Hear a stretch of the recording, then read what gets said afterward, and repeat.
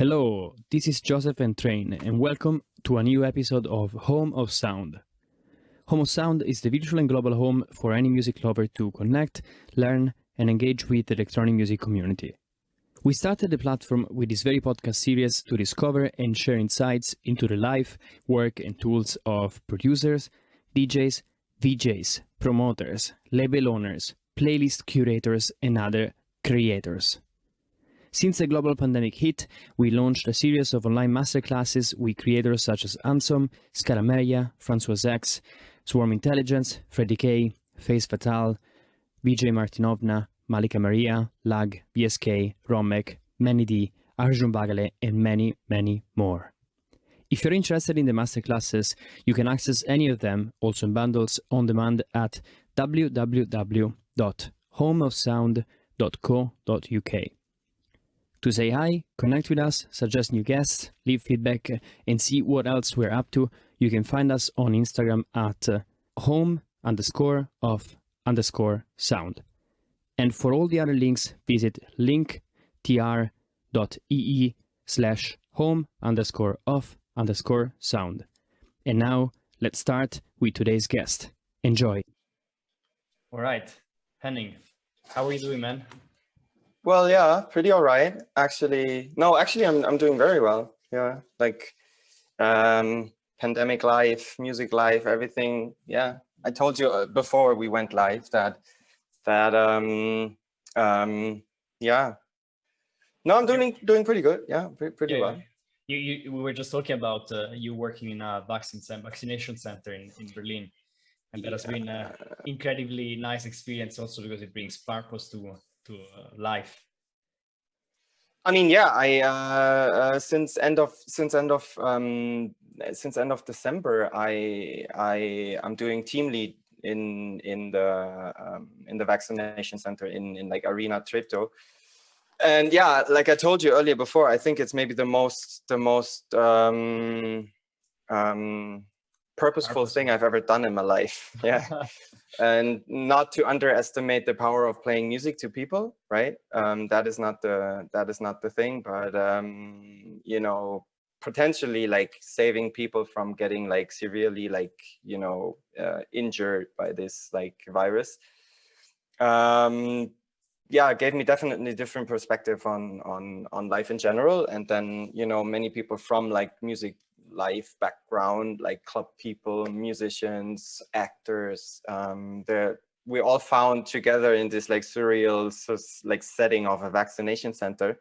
Yeah. And we're doing like 3,500 people a day, right? So, and trying to like actively fight this like pandemic by, you know, vaccinating people, you know. Which is it's amazing that you're doing that and super useful for society as a whole, like and for a lot of people that are not into music, it touches everyone virtually in the population. Yeah, I mean, you know, besides the fact that it's also, you know, like it's a full-time job, so I'm earning money through it, right? So it gives me it secures my, you know, like financially I can, you know, like a lot of colleagues, we are like musicians, especially like, or touring people or like self-employed, are suffering a lot during this time. And I came across this like job offer through actually like you know, like there's a group of people they founded like Booking United, that's what it's called. And they send out a newsletter that German Red Cross is looking for people. And I was like, yeah, shit, that's cool. You know, they had like all kinds of like jobs from like, you know, people more like, you know, administration or like, you know, working logistics. And there was this team lead position and I just applied. And I like 1 day later, I got a call. So when can you start? And I was like, amazing. Now, you know, and it was end of December. And then you go there and there's like all these musicians and you're like, oh, you're here, you are here, you are here, you are here. And now we're doing this since like beginning of January, and yeah, that's what I'm doing at the moment, like as a real adult job life. That is currently my situation, and I'm pretty much enjoying it. It's, you know, it's like, you know, it's a time of challenge, so why not accept the challenge and go with it, you know?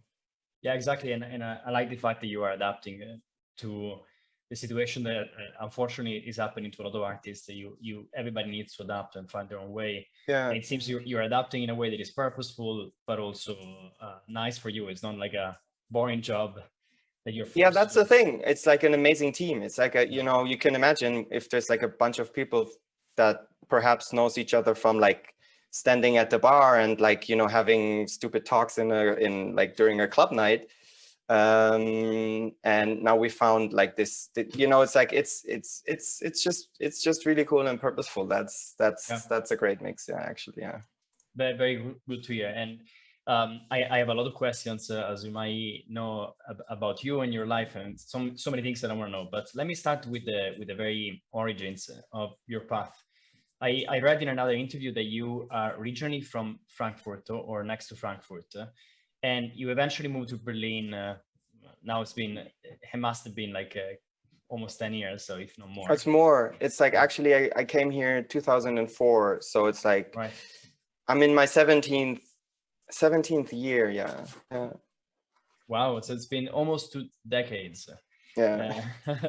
Do you remember, so when you arrived in Berlin, do you remember you knew a lot of people already here, or you had to start building your network, social network from the start? Well, my girlfriend to that time, she was originally from like close to Berlin, right? Like more or less halfway between Berlin and Leipzig, and she had friends here in Berlin. And I remember we came here my first trip to Berlin, we came and visited her friends, right?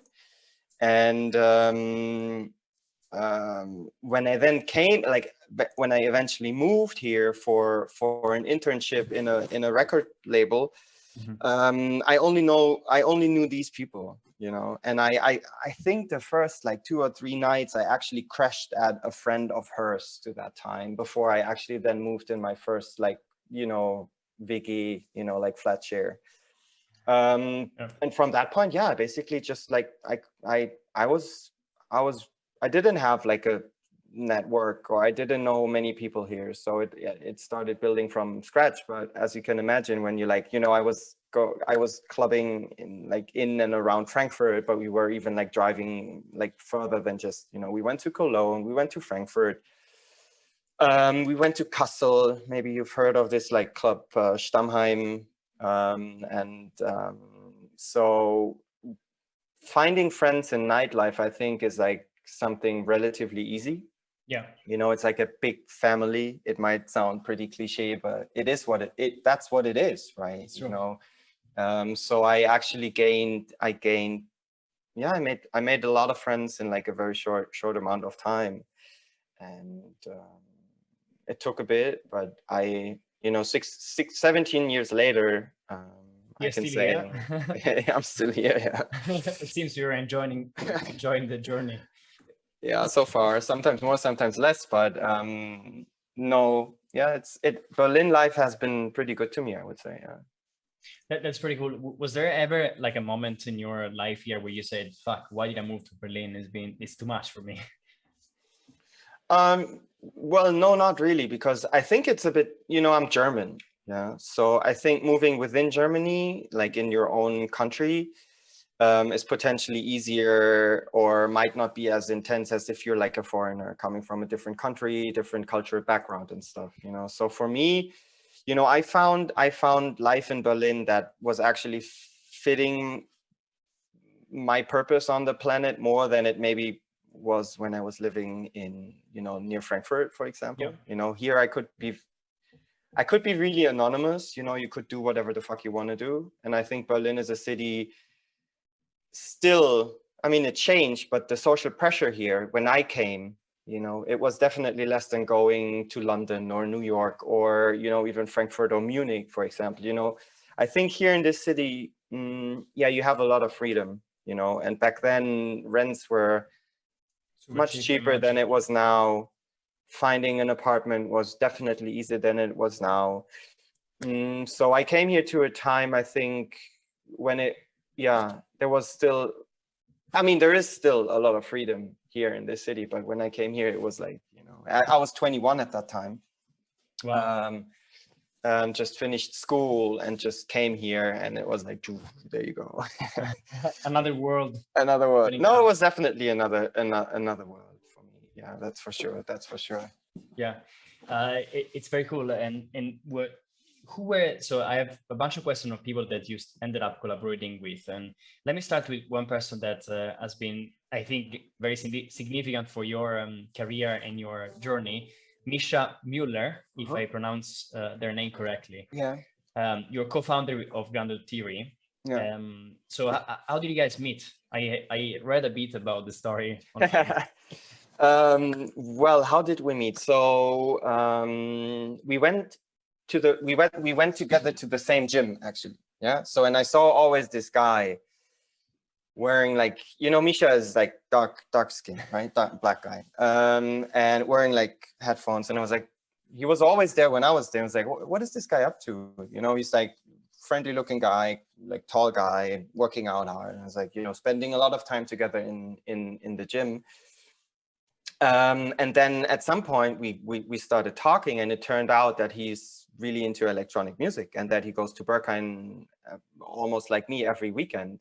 Wow. And we never really have seen each other there. So that was the first time we actually connected. Like, we talked and we shared thoughts. And so I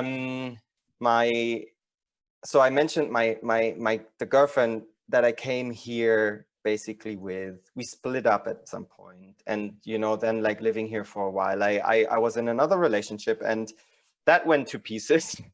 And I was kind of like, I was a bit heartbroken to that time. And Micha, like, we had more contact at that time, and Micha and I, like, the bond got closer and closer, right? So we spent a lot of times in clubs together. And at some point we were actually thinking, why are we not throwing nights together? Yeah. And Micha is like, he's originally, he spent most of his life here in Berlin. So he's a Berliner, and he has and had to that time and still has like really good connections into the club life, from, bookers and like people running clubs. So he made the connection to Arena Club, and then just a few months later, we found ourselves like having our own first night, and that was in 2009. Actually, that was like September 25, 2009. And yeah, we're still doing these nights together. And sometimes we're like an old couple, like fighting. Yeah, of course. But no, I think he and I, we as much as we sometimes hate each other, we are a pretty good team. And yeah, he's part of my Close vision circle, or universe when it comes to like electronic music. Yeah, it's super cool. And I read, like, the first night I saw the flyer actually was with Steve Rachmad, Function, Norman Nodge. Do you remember like what went on in your mind when you were preparing for that night? Well, we were definitely pretty nervous and excited, because we both have not been programming nights on a professional scheme before, right? But we were very innocent, and we were like, yeah, I mean, we can book these people, and we booked these people, and we created an environment, because we know from the dance floor what it needs to, like, have a good night out. And we had everything set up, and we opened the doors, and we just, we were very, very innocent at that time. But I think that was definitely, we were benefiting from that a lot at that time. Because if we would have been like more experienced, we maybe would have not put that much risk into it. Yeah. Because financially it was like challenging, as you read the lineup that were, no one was booking that types of lineups as an independent promoter to that time, and we booked basically 3 headliners. Yes. Yeah. Um, So a lot of money up front, or anyways, Yeah. a lot of risk. A lot of risk, you know, like money, yeah, which is a risk, but also like reputation wise, you know. And I remember I met with Norman Notch before, just, you know, filling him in, and like, you know, you're very passionate and you're really like motivated, so you start having like this vision and this idea of what you actually want to do, so you're trying to sell it to the artists involved as well, to like get them behind. And he was like, he was listening like carefully and like kind of like skeptical about it. So you're like, ah, man, maybe we're doing something wrong. Why is there like this like doubt about it? But I mean, you know, how many years later?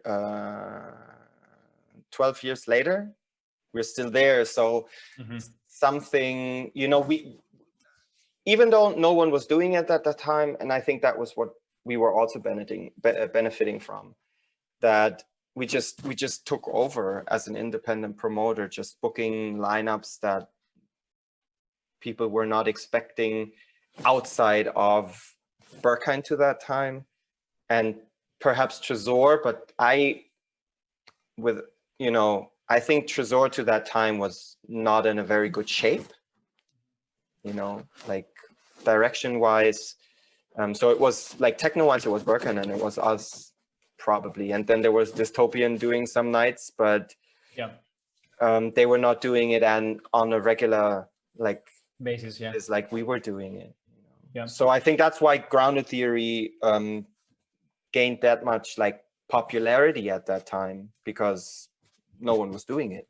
Because you were one of the few people to put out something that was exciting and fresh, I guess, at that point. I mean, fresh in the context of that, you know, we did it in like not an established like environment, like again, Berghain, you know. Yeah. We were independent, you know, and it wasn't happening that regularly. And we, you know, we used the power of like network that has formed behind us, behind Micha and myself. There was a lot of friends, and it, you know, I think that is the power of a dynamic, like, you know, of a network that can like, you know, create tension and like dynamic that things just take off, and then people recognizing it from, you know, people from, I don't know, London traveling to Berlin, having heard of grounded theory. Oh, there's a grounded theory night. Let's go. You know, so that was an exciting time. Yeah. And a good thing was that we never threw too many parties. You know, we just, you know, every 8 weeks, then we do a little break in summer, just an open air. And I think that just keeps the mind fresh. Eventually, this thing picked up. Like you started also an artist booking agency. What was that? Something that you thought about in the beginning, or something that came naturally because of what you were doing with the party? Well, it actually, yeah, it started. The booking agency like started or was born because of throwing events. So the first party we did in 2009 in September, and the second one we did in December. And to that time, I was already like, I came across Milton Bradley's music, you know, from Do Not Resist the Beat. And I invited him to play for us, and then also become, you know, every club, every event series, I think it's cool to have residents, right? So like people who, I don't know, you know, play the warm-ups or like, you know, close out and stuff. So I asked Milton, because I was really into his music to that time, if he would be up for becoming our resident, you know, and he agreed, and we became closer friends, and he got more and more requests, and I was like, yo, shall I, you know, do your bookings, you know? So there was not, there, you know, grounded theory in the beginning was never really something that we strategically planned. Like maybe people would do it these days, like, yeah, we need a booking agency, and well, we start with an event and we need a booking agency, and then we need like a creative agency, and then we need a podcast series. We were just like doing what we thought is like cool to do at that moment. You know, we were younger, like, you know, I was studying to that time, and there was not this like business plan, and like, you know, like it was not, you know, it structured like a, I think there was a component of like we're going with the flow in a way, like it's gonna Oh, sound absolutely. cheesy. Yeah, totally. I mean, we were absolutely going with the flow, and we were booking people we would love to hear play at our parties. You know, there was not a business concept behind it. Yeah, Milton was our first artist, and then over the time, it grew to like almost 12 or 13 artists we were doing at that time. But then eventually at some point I just closed it because I had to make a decision because either you're an artist yourself or you are running like an agency or something, and I had to make the decision to, and I just shut down the agency and went to Micha's agency, which is Triangle Agency, and I had the chance to like take a part of my company, my employee to that time, and 4 artists, including me, and we went over to like Triangle. I closed down my company and could just focus on making music, and I think that was in like maybe end of 2016, and since then there is no Ground Theory agency, like booking agency anymore, but we're still throwing parties. And I know you also run a label now, but I have a few questions on Milton as well. But just last question on the agency, like, did you feel you wanted to close it down because you saw a conflict of interest potentially emerging, or it was more time, like it was too much for you to manage both of them? Well, I don't see a conflict of interest, but I think people from outside could interpret it as a conflict of interest, and I think it's a natural behavior if you, as the guy running the agency, even though you're not like actively doing the bookings because you have people working for you, but you play shows and stuff. I think there's like a human dynamic that makes it look a bit like just not like 100% cool, right? It might be perceived wrongly, and I wouldn't say that this was the case, but sometimes you sense these dynamics and these like tensions, and I'm a person, I don't like tension. I'm Libra, so I think I took the chance of being like, what? I had an amazing time. I had the experience of like setting something up from the scratch. Having success in what I was doing to that time, and then close the chapter and move on. For me that was, I like that. I like to like experience things, maybe build it up, and then just like, okay, that's it, I'm good, thank you. And that I took the chance of like, I was confronted with this like decision, keep the agency and be artist yourself, or like, and then I closed it. and I also personally believe that like at some point we need to make decisions, and it's totally fine to take a step back on things, or being very honest and being like, I want to focus my time there. Oh yeah, I mean, saying no I think is maybe the most rewarding thing you can do. Like say no to things, like, no thank you, I'm good. Oh, you want to do both of? No, I'm good. So I took the chance to like say no, and with every no I think there's room for another yes. A bigger yes. A bigger yes, maybe. So I think it was a good decision. Sometimes I miss it, but the thing is, I can, if I want to start an agency again, I just start a new agency. Of course. I think we're living in times where you need an internet access and a cracked version of Office. And there you go.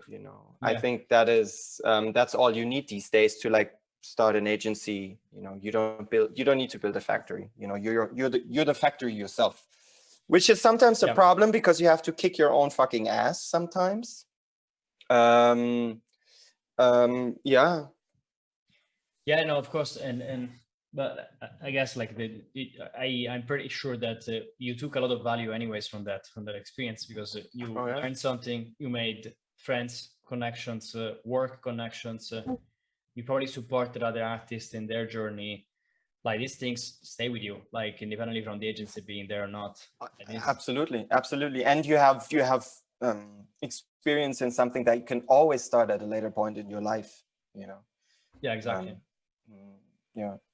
Yeah, and so let me ask a few questions around Milton Bradley. So you guys met back in when was that, like 2011, 2009? 2009. That was in 2009. 2009. Yeah. That was, I think, maybe in around November 2009. I mean, I think I can't like fully recall when he released his music, the first record on Do Not Resist the Beat. And I think I have told the story a few times already. That was, you know, I was shopping at Hardwax. Yeah. Marcel Detman was working there at that time. And I bought my records, and I was listening to the records, and I saw like two guys walking in and like handing over records. Yeah, whatever. That happens sometimes in a record store. And they walked out, blah, blah, blah. And I did my thing, and I was ready, and I bought the records. And Marcel was like, you need to take this record. And he just like grabbed like back behind the counter and like, here, you need to take this record. Take it with you. And I was like, I mean, if Marcel you have to do it at that point. I mean, if Marcel says that, well, I guess there's something to it. And I took it home, and it was like ultra fresh, like mega fresh music.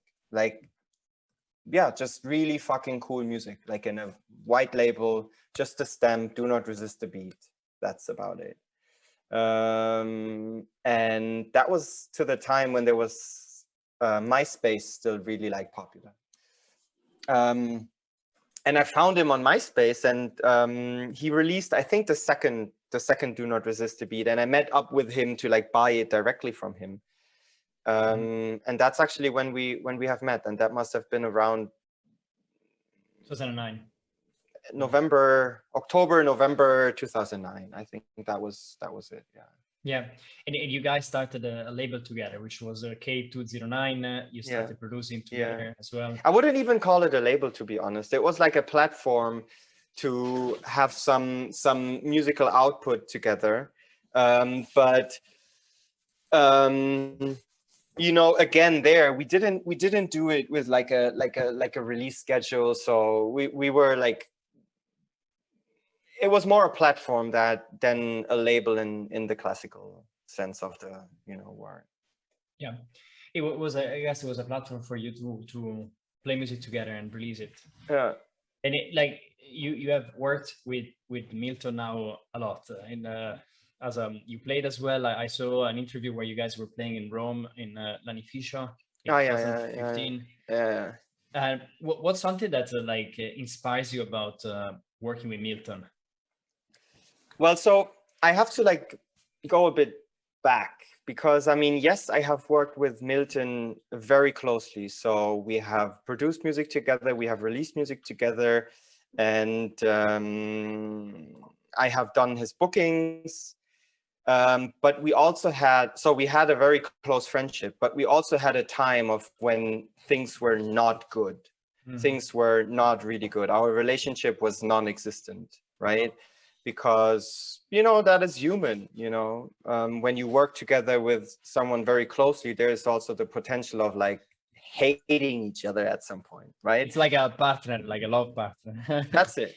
And I think that was what was happening, or what happened, that, you know, just things went wrong, you know, and there was a time when we were not speaking for quite a while. And that was when things like kind of died out. And then we're not making music together anymore, but we came back to a situation where we're cool, you know, we can talk to each other. I sometimes visit him at his place. He comes here, we drink coffee, we both love coffee, we have a coffee. But I think our professional relationship in terms of like music playing together or like producing, that is over, because that's just something, just, you know, sometimes things come to an end, and then, you know, I'm happy that we're like talking again and that we like cleared up a few things. But what inspires me, or how Milton inspires me, is actually he is so dedicated to techno. He is probably the one with the sickest record collection, like techno record collection. He's a true digger. He knows good shit. He knows great techno stuff. People just, you know, and that is what inspires me. He's part of the techno scene since the late 90s, I think. And he is still so into it. That inspires me a lot. That is what I really, really like. So my cats are going crazy. Yeah. No, that is what I like about, and what inspires me a lot.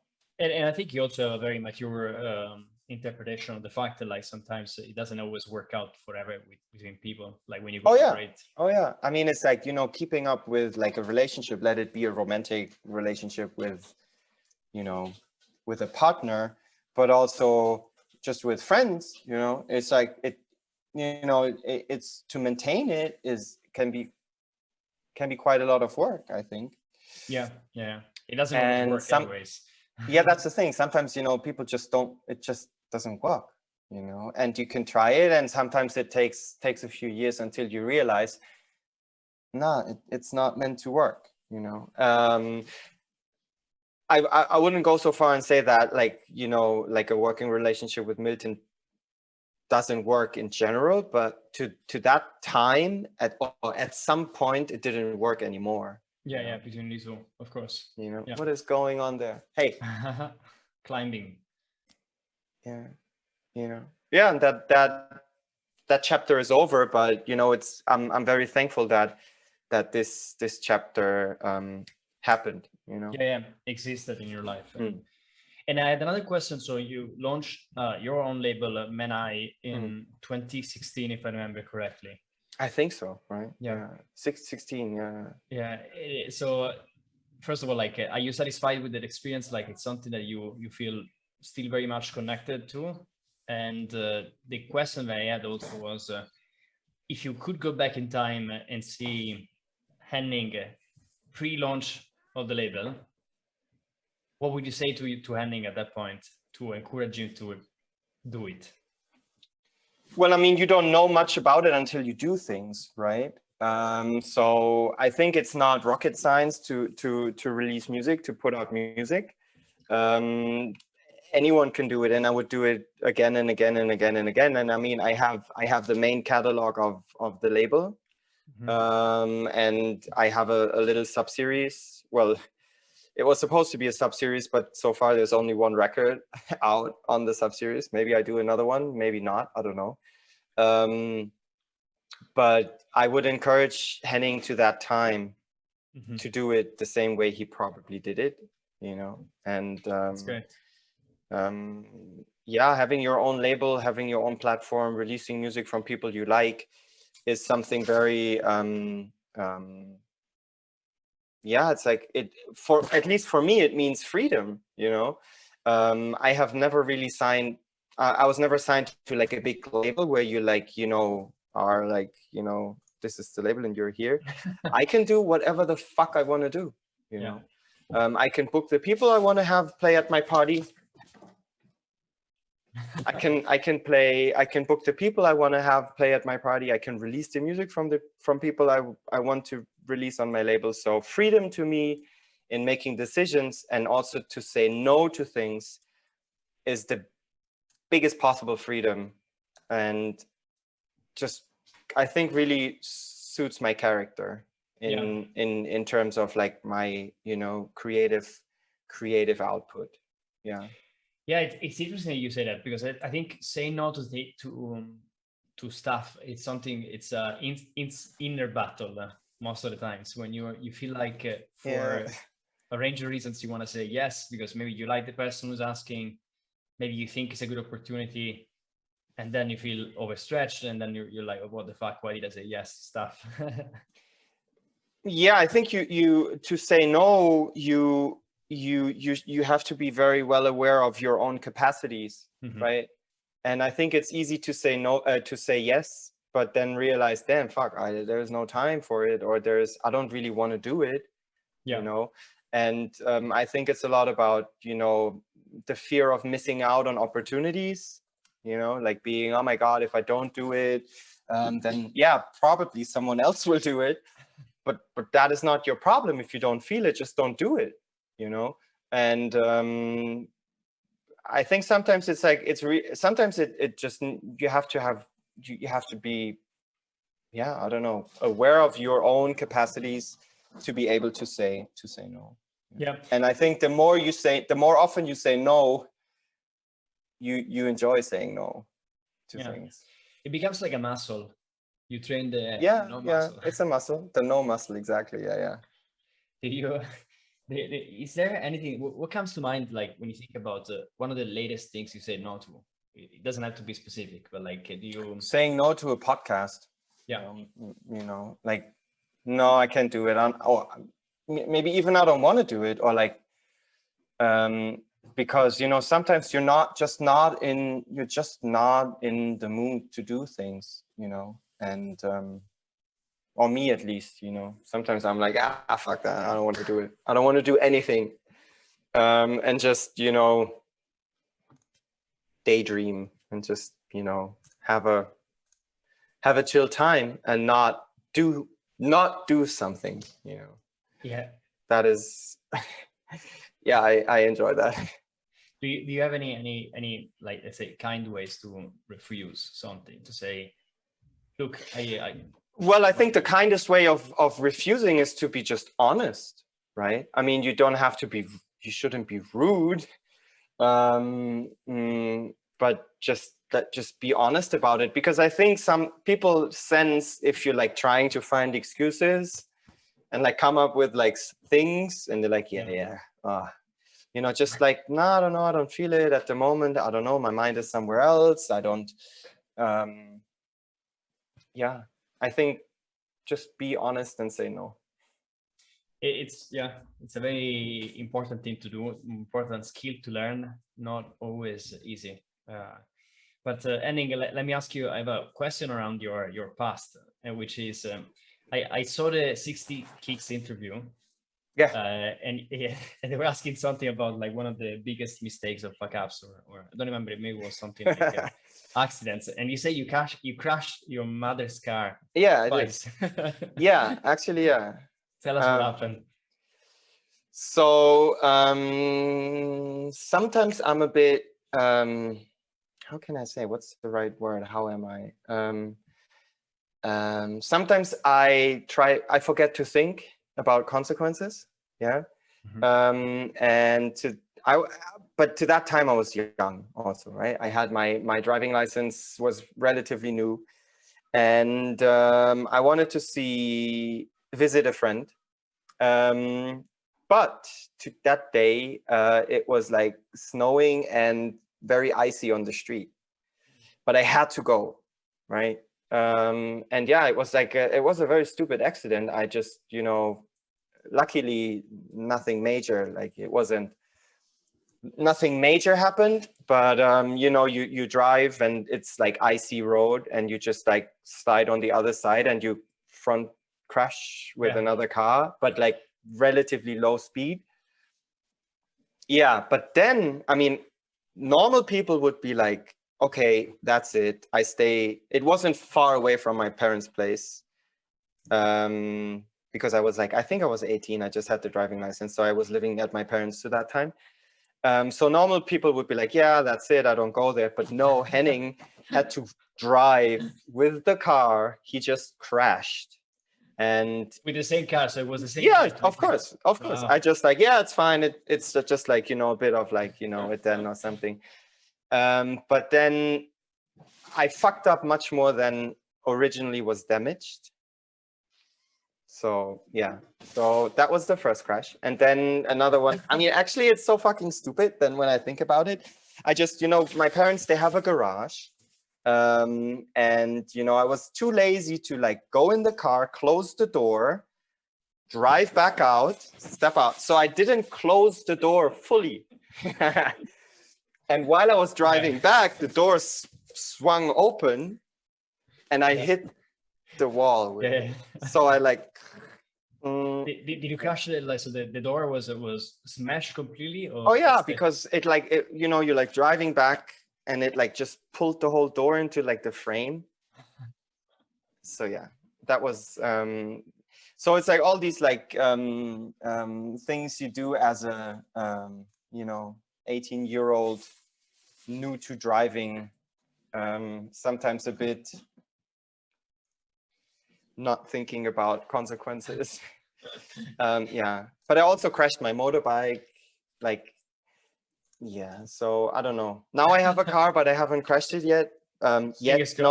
No, I mean, it's like 20, how many years later? I think I should be old enough to be responsible in terms of driving and like, yeah, more mindful. Yeah. I you know what, like, it makes for a good story. Like, I think oh yeah, it's always something to tell. It's a nice break. It's a very good icebreaker. You ever crashed 2 cars? Or I crashed 2 cars. Yeah, but I mean, I think crashing a car is nothing. Yeah, that happens, Yeah, of course. So luckily, no one got hurt. I didn't get hurt. No one got hurt. It's only like material damage, and I think solvable things. It just like sucks because it's like it costs money, but that's just how things are sometimes. It's life, yeah. Nice. And so let me pivot to another topic. I wanted to ask you about your musical influences. I've read in multiple interviews with you that you have your musical roots in hip hop, and specifically there is a group, basically artists that you always refer to, which is Wu-Tang Clan, and there is an album, Enter the Wu-Tang 36 Chambers, who has been a source of inspiration for, you mentioned a couple of times, rawness and specific elements. Is there anything that you would think about as from that album as an element that is recurring in your music that you keep with you? Well, yeah, first of all, I have mentioned and like referred to Wu-Tang over and over and over and over and over again. And it became, I think when I started out making music, it was like much more of a present, like, source of inspiration. But over the years, it like stepped much more into the background. And it's like, I think what is left for me is like a specific aesthetic, that really appeals to me, that is rawness, that is, imperfection, that is, not high polished sound aesthetics. That is, I don't know, as soon as I start making music in the studio, and I fuck things up and, distort things and like, that just gives something to me. And I think that is like rooted in, probably listening to Wu-Tang over a course of like, when I was establishing my musical identity as a teenager, so I also always or very often talk about my sister, who is 7 years older. So when she was 18 in 1995, she went to like this very famous German rave, Mayday, and I was 11, and I remember her dressing up in like this super rave goggles and like silver like skirt and like mega future. That was my first like kind of contact to techno and electronic music, and she had a boyfriend to that time, and with him I went to the studio and we produced a track when I was like 12, 13. And I was also to that time listening to like hip hop, like especially Wu-Tang. And I think that is where my little alien and I. See a cat? The cat? What's where his or her name? it's a girl. Her name is Kyo, and her sister is Amy, and they are two little shitheads. Running around. Today they are especially dynamic. Excited Yeah. for the interview, perhaps. Yeah. No, well, actually, they're like little kids, right? So as soon as you like focus on something, they do bullshit in the background, you know. They want your attention. Yeah. But we're a good team, actually. They give me a lot of like affection and stuff, and you know.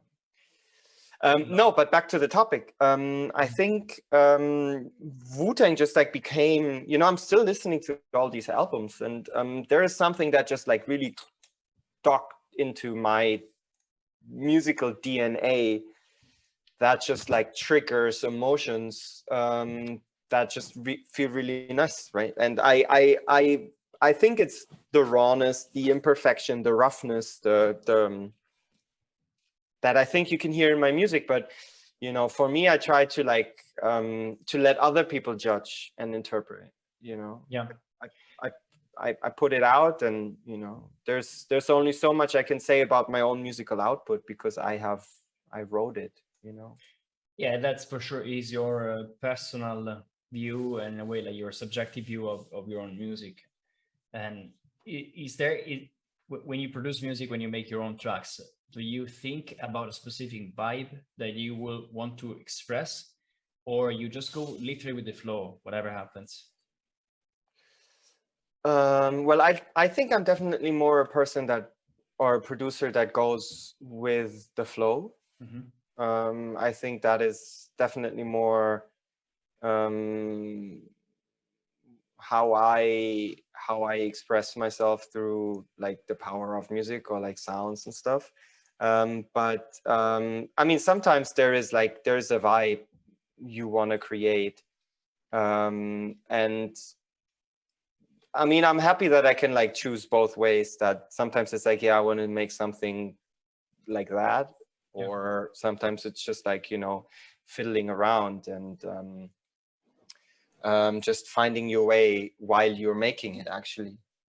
Yeah, and do you believe that like as an artist, let's say specifically a techno producer and DJ, like a person should try to, at least at the start of their career, focus on creating and communicating their own sound consistently, or is it okay to just go as wide as possible?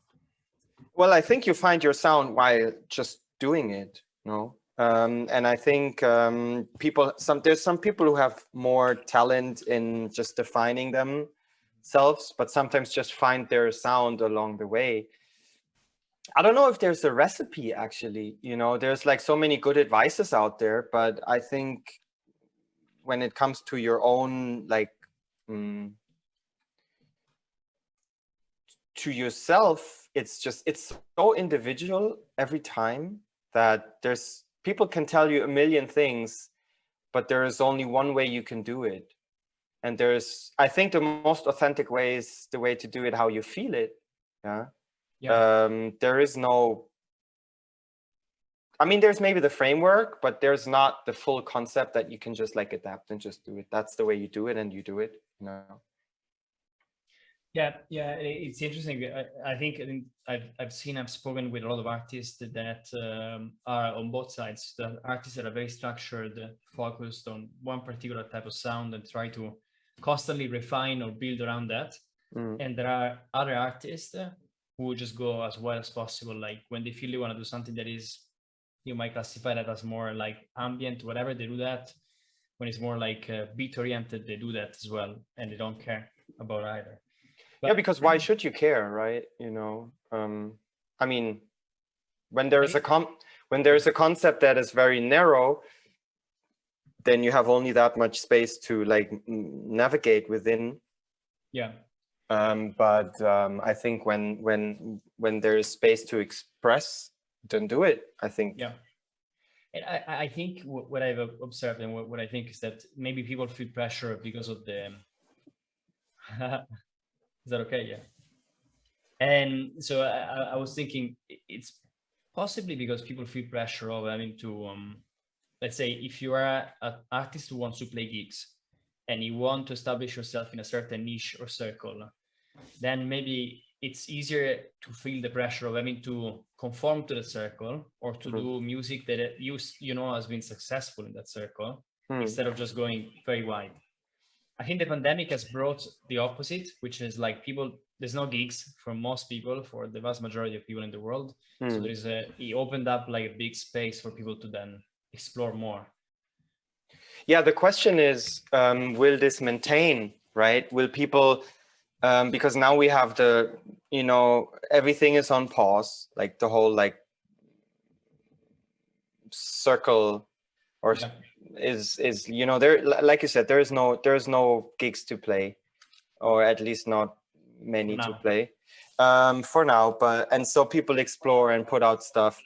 But do you think that, well, I think the human being like really goes, the nature of us is that, as soon as we can fall back into like old patterns and schemes, then we might be just, going to do it the same way we did it before the pandemic, probably. I had an interview today with like Groove Magazine earlier today, and he was also like, so Henning, what do you think? Like, will things change? And I was like, well, I think we were all hoping for things to change and be like, yeah, when the pandemic is over, things will be completely different. But then, I mean, look at the lineups that have been announced. It's the same shit that was happening before the pandemic, Same headliners, but now probably there is like it's probably just the biggest headliners. That's the crazy thing. Yeah, I think there was a second of when we were all dreaming that everything will be different, because I think there is the desire for things to change, perhaps, and there would be the chances to change, but then there is so much of an industry behind it, and this like, I don't know, I think once hopefully these things, like, we come back to what we call normal, that things also will go back to normal, and that things just keep on, I mean, there is a lot of things that a lot of artists that have been able to like present themselves in a very quiet ocean of DJs fighting for attention and like gigs and like slots, but as soon as the traction, like when it comes back, then let's see what will be left of the dream of change. Yeah, I don't know, it's a interesting topic, and when I look at these things and I try to form my expectation, I always think about the incentives that people would have when things go back to normal, and unfortunately I think a lot of people, a lot of promoters, they had the incentive to book headliners for at least two reasons. One is that they probably paid part of their fees before pandemic, and like rescheduled gigs, probably. Yes, I think, and then the other one is that they want the club to be full as possible. I mean, I think you don't have to be a scientist to know why things are the way they are, and fair enough. That's because it's an industry, and that's because there's a lot of money to be made, and it's also called it's entertainment, so that's no one said it's going to be different, No, we probably had I don't know, at least I had a romantic vision of we were like, oh my god, everything will be so different, and I don't know, look at the lineups of the now announced festivals, and it's the same thing. but why should it change? I mean, I don't know, things don't fall from the sky that, or like everything is like, will be different. I don't know. No, I mean, let's see. I mean, hopefully there is like, things have formed during the pandemic, scenes and styles and trends, and but like at a certain level, things stay the same. Yeah, I think so. At the top level. Yeah. Yes. And okay, let me ask you a few more questions, and then actually people who were listening, if you guys have questions for Henning, start typing them here on Instagram or Facebook. We will ask her. She's the one asking, answering. If you have questions for the cat, if you have questions for the cat, shoot. She's actually jumping in the interview for that reason. Nice. Yeah. That was her, Intention. And Henning, one question that like for me, it's interesting to look at your discography, and I saw two of your latest releases. One is one of your remixes for an artist called linktr, and then there is EP that is one of your tracks remixed by Inal the Nacht, that is Starlight, Matrix Man, Minimal Violence, Sugar, Randstad. My question is, how did you choose the artist? Are those people that you were connected to, or you wanted to have all of them together in the same release? How do you choose artists to collaborate with? Well, for that remix EP you're talking about, that is so I released my first and only album in 2000, I think it was 17, yeah. And I always wanted, like, have like a remix release, and end of 2019, like, the thought came up, so maybe now it's time. And then I started reaching out to a few people I was like, I enjoy the music of, and I had quite a big list of people I contacted, and some people just couldn't make it, didn't want to, and so I ended up with 6 remixes from people I just really admire, like, music wise, and the pandemic hit, and I decided to, because at that time, no one knew how things are going to, like, proceed. I decided to just put it out as a digital release, Yeah.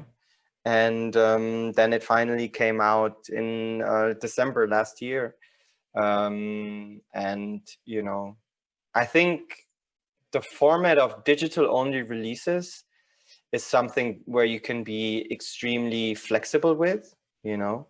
I can sign your music today and we have it out in 3 weeks. That is something extremely beautiful. You can put it on Bandcamp and, like, have, like, direct support from supporters. Vinyl, as beautiful as the medium is, it is a pretty long process, and especially now I have heard of, like, times, like delivery times and, like, production times that are sometimes for me vibe killing. And I just put out a record from this Argentinian guy, DJ Frankie, also on Manhai. DJ Frankie, okay. Yeah, just a digital release, and there was a time when digital only labels were extremely uncool, digital only, like, wow. And because everyone wants, vinyl, having your own record in your shelf is pretty cool, but sometimes it's a time-consuming process of, like, producing that damn record. It prevents a lot of people actually from releasing music. Which is good sometimes, because there has to be some that is kind of a filter. The expenses for vinyl pressing is a filter, because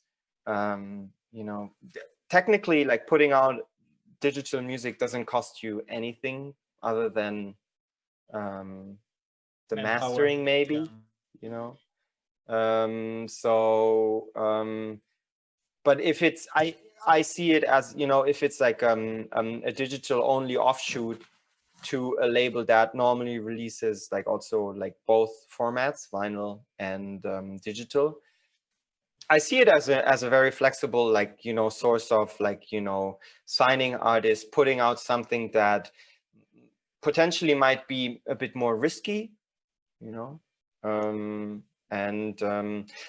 that remix EP, I just chose the artist by, I just love their music, Yeah, and then and then I just put it out, and this Which remix EP came together. Yeah, and now that we're talking about like other up and coming artists, you mentioned DJ Frankie that you released. Do you have any other names that you've come across over the last couple of months that you would flag?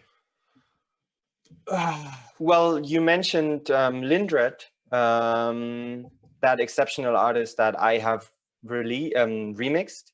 Definitely, she's just unbelievable good. She's such a musician. She's such a kind of a visionary artist. She's so extremely skilled, like also technology wise.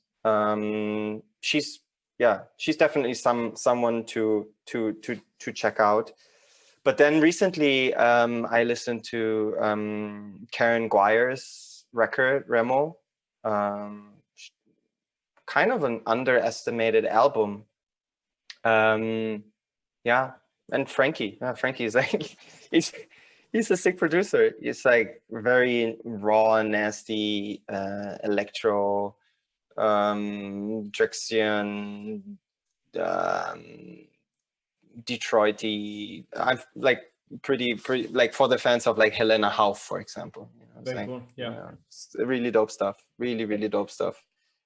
Super interesting. Yes, and I think I didn't know Frankie before, so I'm gonna definitely check. You should check him out. Yeah, for sure. And I found the internet because of your remix, so also super interesting. I'm gonna check it out. And there is a question from Andrew coming through, and the question is, what's your opinion on all the digital VAs? I mean, I put out one track is already released on a digital VA, and one is coming on Lawrence Lee's like System A7. I mean I think it's a nice way to bring like different artists together and kind of like compile a nice VA with also the power of flexibility, and I just being part of it, like I can I have never put out a digital only VA release myself, but being part of it is like cool. You look left and right and it's like, yeah, it's dope artists you have just released with. It's like, so it's a cool tool. Yeah, it's fun. Yeah, I think, I mean, I don't know the exact context why Andrew asked this, but I think what we've seen in the last 12 months is that there is so many new VAs that are coming out on digital, and sometimes you get tons of requests from people who are, someone is buzzing. She's talking. She wants some attention. The cat is coming back. Yeah, she's coming back. She wants attention. She just, now, that's the thing. They just like had their zoomies like running around like crazy, and now they're tired. I don't even know where her sister is. Hey. Oh. Can you still hear me? Yeah, you can. I can, yeah. I don't know why he asked that, but maybe he considers being part of one or putting out himself. No, but there's quite a few. And I think just, I don't know, people just, maybe that is the replacement for meeting people in real life, and so you just bring people together in a digital way, like musically. I don't know, it's a very cool way to go about it, like to hang out and do something together, which is not dancing. Yeah, probably. Yeah. And Henning, last couple of questions, and then we let you go and also take care of your two friends there. Yeah. So one of the things that I've heard you saying, or rather read you saying, is that you strive to question everything. And does that still apply for you in your life? And if yes, where do you apply that thinking in your life? Well, I think a good way to approach things is like question the purpose and question why is that. Ideally, you question things you do yourself, right? But you know, I think avoiding just to believe and follow blindly is never like a good way of navigating through life. So I think it's closely connected to the power of saying no. That in the same way, with the same energy of saying no, you're like, okay, why the fuck is it like that? What does it mean? What do I need? Yeah. What is this about? Why is that? Why is that? I don't know. Why is that a trend? Why does everyone say this is cool?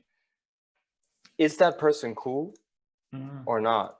You know, just you know, question things that are being sold to you as like given, and I think that is something that again has the same power of saying no to things. Yeah, it is like finding your own truth, or finding the truth for yourself. Kind of, yeah. I mean, maybe you will never find the truth. Potentially, you will never find the truth, you know, because what the fuck is truth? What is the truth? There's like, there's, yeah. There's so many. There's so many. Yeah. There is so many. But yeah, maybe if it feels like the truth, yeah, fucking go with it. Love it. Enjoy it. Yeah. Otherwise, just say no. Just say no. With the no muscle that you build over time. And there's another question from Curious Panda. At a time where with easy access to music and very advanced technology to DJ, what makes someone a successful DJ? Is it the number of gigs, social media following, on releases? What do you think, Henning? Integrity. Realness. You know, values probably, you know. I think that is a very strong currency. Integrity, realness, and values, probably. I don't know. I mean, probably also the amount of gigs or the fee they're making. I don't know if that, you know, whatever success means to you. And I think sometimes it's difficult to navigate through like all these, you know, relevant things, you know. I think we all want to be like so authentic and so real and so cool and so happy and so successful. Yeah, I don't know. I think it's like up to each and everyone's own definition of what success is. I think, you know, yeah, that is a very, very personal question, and I could ask it. I could answer it for myself, but I would not want to like give or like say like, yeah, I can tell anyone what that means for them, like for them, or like in a, you know, in a I'm not a medium, right? Yeah, of course. That's yeah, it's a very personal decision, you know. And what your motivation is also. What do you want? And I think when you know what you want, then you know what success is, because then you have reached probably what you wanted, or maybe not, you know. Or at least you're trying and you're moving toward that direction. Yeah, I think that is what it all begins with, like trying. Yeah. And Henning, so my question on this would be, what is success for Henning? What is success in your life? What is let's say success? Success in my life, I think, is like being happy, feeling accepted, being healthy, you know, having a family. That is success, you know. I mean, of course, also like there's like things you want in life that that you have to like work for, and then you have success, and then you have these things. But yeah, success for me is like living a happy life. Mhm. Yeah, I think that is the greater goal in my Yes. in my life. Yeah, trying to be happy, trying at least. Yeah. Yeah, and do you like, given the pandemic as hit certainly also like your artistic career, but like many others as well. Like, do you think that, are you satisfied with what's going on in your life right now? Do you feel like Yeah. these things are there? Yeah. Yeah. Yeah. I think I'm.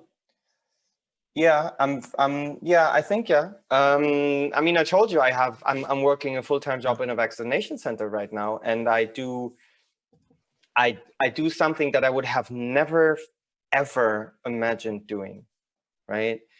But I am socially so involved with like colleagues, team, super cool team, people I work with.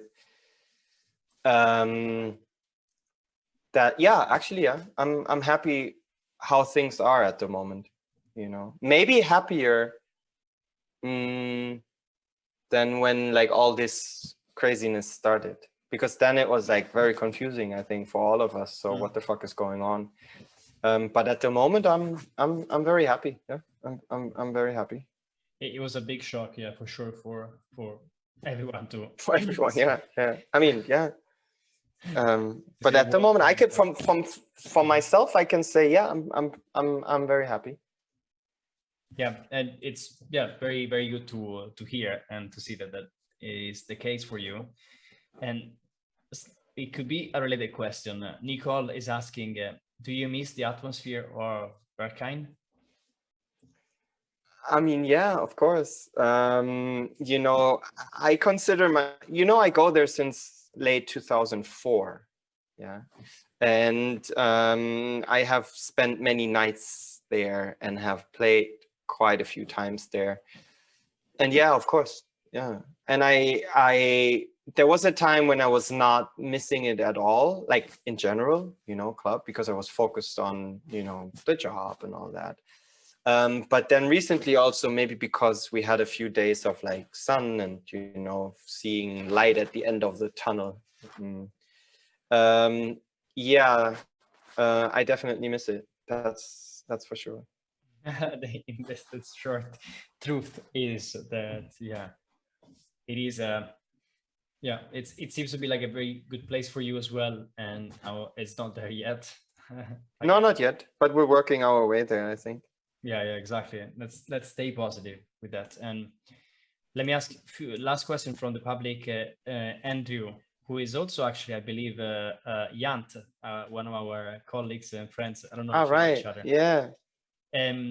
Andrew is asking, how do you pick what tracks are being released, where, and on what label? I always struggle to choose, and yes, that's what I'm talking about. So it probably is getting a lot of attention or request. How do you say yes to what you want? Putting out certain tracks, you mean? Yeah, releasing. Well, I mean, I have an archive of tracks that might be 2 months old or might be 3 years old. And I listen back to them, and if I feel them are still strong or they're strong, then I keep them in like my A list of like tracks I would send out when I get requested for sending out tracks. I don't know. I think it like time will tell. Time tells if something is meant to be released. And I think it's like just I don't know, like if the vibe is right, just shoot it out. Just, you know, or like keep it for next for next release, or I don't know. Yeah. I have tracks that are 3 years old and that I potentially will release in 3 years or so. Let's see. Yeah, looking forward. And Andrew, hopefully like that answers your question. And Henning, the 2 questions that we always ask every guest, so first one is, who is a guest that you think we should really speak with, and why? Well, someone I'm kind of like inspired by, and that is Helena Hauf. Mhm. Yeah. She's a wonderful person. She played for me twice, for us twice. She's an amazing artist. She's such a sick DJ. Yeah, I think she would have a lot to tell. Yeah. Yeah. To talk about. Yeah. Yeah, very cool suggestion. Thank you. And then, what is a question that you would like us to ask to one of our next guests without knowing who they're gonna be? Asking a question without knowing who they are, I would ask them, who? That's a twisted question. Well, I think what is always interesting to know is, what do people think is their purpose in life, or what is their purpose, right? Why are they here? Why are they doing what they're doing? Because sometimes I'm asking myself, why are you doing what you're doing, right?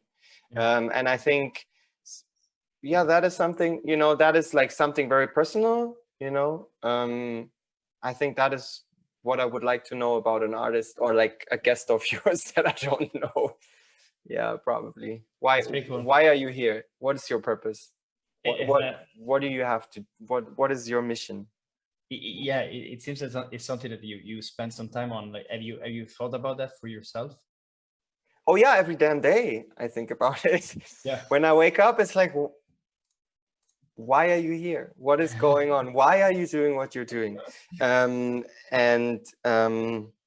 Yeah, I think, I don't know if there will ever be the question to, but it's at least the motivation to like find out, and define things, and not just like, there was an expression that someone used with me, which was like, if you don't find your purpose, you're like a leaf in the wind. In the wind.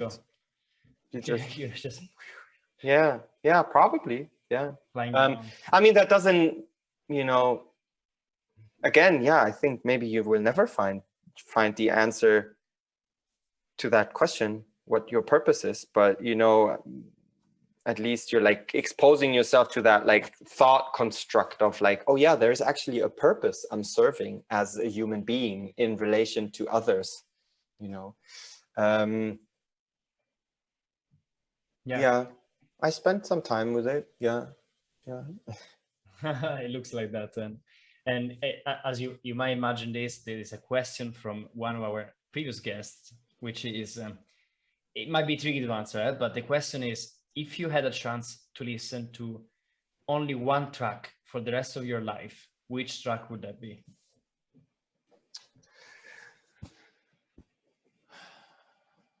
If you were forced, let's put it this way.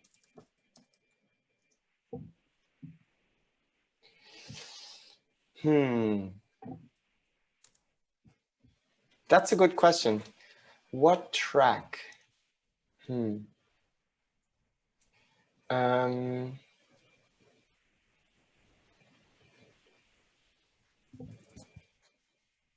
That's a very, very, very difficult question. Maybe Metallica, Master of Puppets. Nice. That is, as difficult as this question might be, this is maybe the most unexpected answer I could have given. But yeah, maybe, yeah, Metallica, Master of Puppets. Very cool. We're gonna tag it in the show notes for people who are interested to see that right away. Henning, thank you so much for the time. It's been a pleasure to meet you. Yeah, thanks a lot. To get to know more about you. And is there anything else that if people want to connect with you, want to find your work, do you have any announcements, or where should people connect with you? I mean, I think a very nice medium to connect is definitely Instagram, right? I mean, yes, sure, all the social channels, people can just like follow me, and like, like most of us, I'm probably a bit more quiet than like when there's like, you know, everything just in full swing. But I think, yeah, if people want to follow, like check out like, you know, Instagram or check out Spotify. Bandcamp is always a very, very cool way to connect. You know, people can send you messages and like, yeah, check out my label, check out my releases, announcements. Yeah, I will have actually a very exciting record out like probably after the summer, because vinyl release, and we spoke about it, and it takes some time. Yeah, these are announcements. And then, yeah, I hope that, you know, people are doing okay actually out there. And like, I might be one of the lucky ones that can say I'm happy at the moment with what I'm doing and how things are. But I know that there's people struggling at the moment, you know, like big struggle. And I just hope that we just get through all this like faster than we maybe might think still at the moment, and that at some point like we're like, you know, we're back in party mode and at least close to people.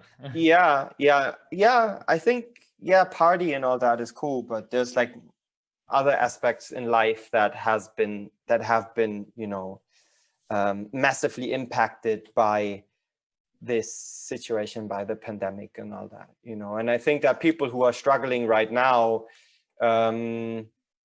yeah, are much better in a few weeks and months. That is like what I'm really hoping for, actually. It's the light at the end of the tunnel. Yeah. Finally. Henning, thank you so much for the time, for being with us. It's been a great interview. Pleasure to chat with you, to learn more about you and your music as well. Take good care, yeah? And thanks so much, guys, for joining us. See you next time. Bye. Hello, this is Joseph again. If you made it this far into the podcast, we would love to hear your feedback, and you can leave any comments anonymously or with your name, and also suggest whom we should interview next via the link bit.ly/HOS_feedback. Basically, bit.ly HOS_feedback. If you're a creator or work in music, you can also check our website www.homeofsound.co.uk for on-demand masterclasses with creators such as Ansom, Scarameria, François X, Swarm Intelligence, Freddie K, Face Fatal, Vijay Martinovna, Malika Maria, Lag, PSK, Romek, Manny D, Arjun Bagale, and many, many more. And again, thank you for listening, engaging, and being with us home. Until next time.